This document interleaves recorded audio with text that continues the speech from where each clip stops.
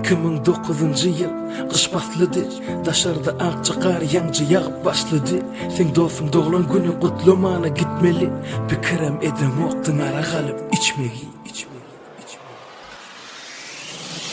Ne doğulan gün otur tanış dostlarların. Keven ecim tavsırığı balan giyecek kalmağın. Ele ara kalmağın, beline azırmağın. Çaltırak dolun öyü geleceğim ben yapmarın. Unutup şu gece ecim tavsırıkların 50 gramcık uraysam o diyen bir dolmarın. Ecime mağmazla yatır giyeceğin yar olman. Dostum bilen otursam gidip bulmazı yudunman. Diyen fikirler bilen giyeceğin yar seni geçirdin. Ecim canı değmesin deyip telefonu öçürdüm.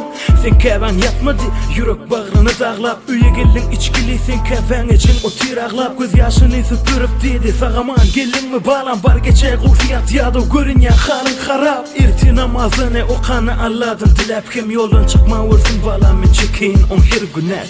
Urşuktan geç gelip işleyen zat yatın çıktı keyimeni üyümüzde kakı diyen adım yoktu yetim kalın kakısı.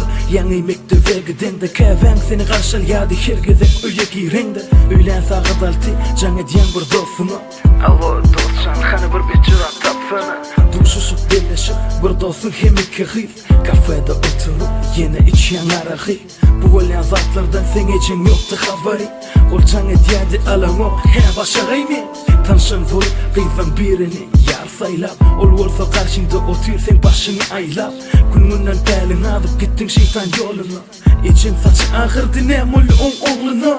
Söyleyen diyenin sevgi delle olalı iken. Onu da seni sevmeni besletmedi ecen. Aktaşlık evem senin yana karladı. Bağrı dağlandı, yüreği ağırdı. Seniden yanlışların kursoğuna sığmadı. İsrail gelip on canını yığnadı. Ne biçim nereye gittin hani cevap versene. Deyip ağlayan edenlerini salıp kursoğu. Vaktinde keven ümitlerini dinlemeliken. Hem mezadı düşünen kaçan kalan son yeke.